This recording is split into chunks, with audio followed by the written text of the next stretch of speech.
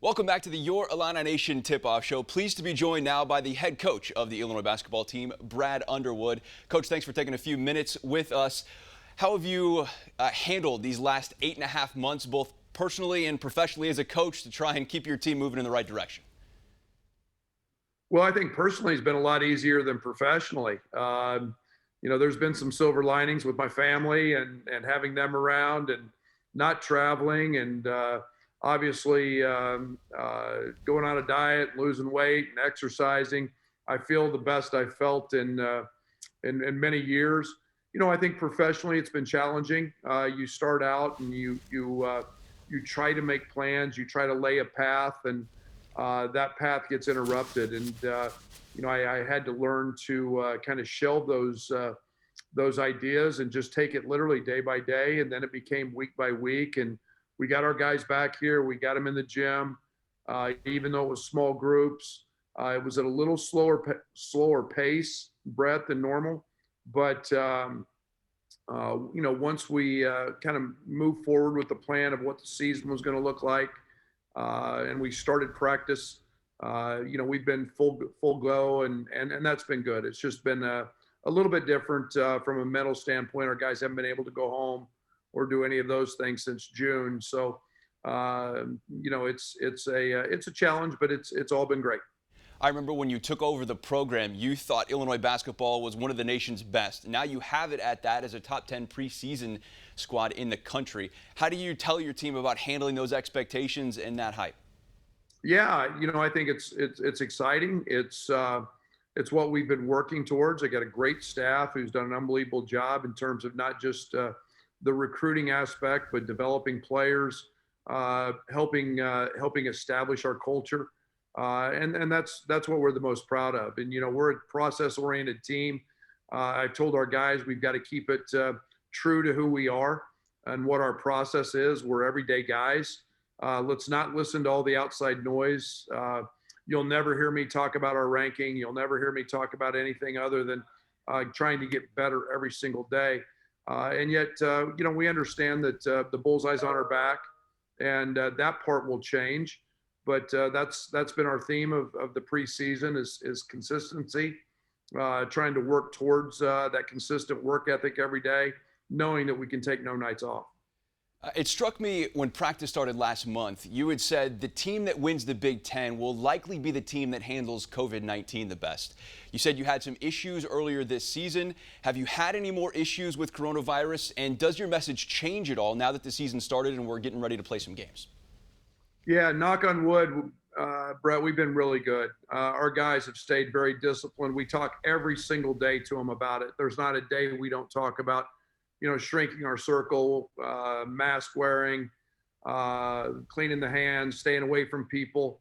That's goes against everything that we usually do in terms of staying away, and yet it's what we have to do. And so our guys have been good. I do think that there's going to be flare-ups during the season. I think we'll see that here as games get ready to start. We've already seen a handful of teams around the country have issues with contact tracing, and I don't expect it to go perfect, but I think you've got to roll with things. I think when things happen, you've got to be prepared that you may be without a couple, 2 or 3 guys, and be prepared for that. It's not going to be normal, that's for sure. And I've prepared myself for that and trying to prepare our team for that. Ayo Dosunmu decides to come back, then Kofi Cockburn follows. And I'm curious how more advanced your practices are now that those guys are back and that you have an experienced team, and how much that might pay off later in the season or maybe even at the start, because you're more apt to handle things. Well, it's allowed us to take what we did at the end of last year, because you throw in with those two, DeMonte Williams and Georgie Bashanishvili and Trent Frazier, and you throw in some guys that have a lot of game experience. And really one of the things we've tried to do is get ourselves to a point where we're picking up right now where we left off last year. There's new faces involved in that, and we got 3 freshmen we're really excited about that are going to play minutes for us, and getting those guys up to speed, up to that level. But yeah, we're at a different place than we've ever been, because those guys are now leaders, and they're able to establish our culture. So I love where we're at, and we're continuing to work and get better every day. What do you want to see from Io this year, both leadership-wise and on the court? And what's his next step to get to where he wants to be? And that's the NBA, Brad. Yeah, I say this all the time. Good players make themselves better, and there's no doubt Io's a really good player. He's one of the best in the country. Great players make their teammates better, and that's one of the things that I think everybody's on our team understands. I think Io understands. Everybody's going to sit in the weeds for him. They're going to try to stop him. He's at the top of the scouting report, and he can do his job by helping others get shots. We're continually on him about his rebounding. He's elite in transition. I think he was third in the country in number of points in transition. We want him to be one. And yet, he is our most improved player. He's a guy that's put in the time. He's going to shoot it much better this year from the three-point line. And he's got another level. He's got himself physically at 6'5.5", 6'6", and he's 210. So he's added 40 pounds since he stepped on campus. So he's a different player. And the two guys you mentioned there for leadership, DeMonte and Trent, they're the guys that have been around here the longest, right? Along with Tyler. How much is Trent's game? We've seen it go up and down a little bit, but how much is his game going to help you guys take that next step this year? Trent's game has just matured, and he's become he was such a one-dimensional guy. Early in his career, and he had to score for us. He had to score in bunches for us to have the ability to stay in games. He hasn't had to do that. Now he's turned into, in my opinion, an elite defender. I think he's the best perimeter defender in our league, and he's unselfish. He's going to have a better year shooting the basketball. He's been lights out in practice, shooting it. DeMonte's a guy that's playing with much more confidence than he ever has. He's very aggressive with the ball. He's an elite passer. His versatility is maybe his biggest asset, as he can play really any spot on the court. So, I'm excited about both those guys going into their senior campaigns and what they bring to the table for us. Brad, we've seen Georgie Bezhanishvili shine as a freshman. We've seen him regress a little bit and take different steps and take on different roles. Do you expect him to play more 4 this year or more 5 in rotations with Kofi? Both. I think we'll see.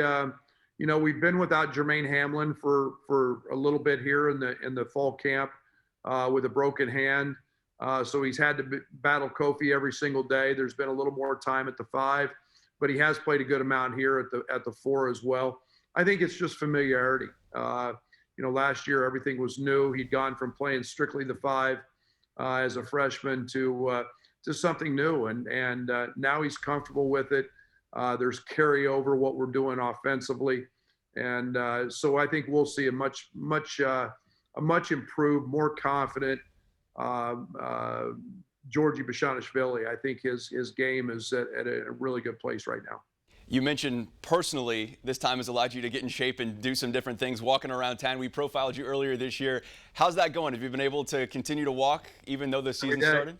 Every day. So I'm down 42 and still counting. And I've got a weigh-in Friday. We'll see where that's at. But I've still got my wife and daughters hounding me every day about it. And so we'll keep fighting the good cause till we get to 50. And but I feel better, and it's unbelievable how the exercise and the time with COVID's been well spent. So often we talk about players losing the weight and body transformation, and now Coach Underwood gets that. Brad, thank you so much for your time. We'll be following you all year. Best of luck.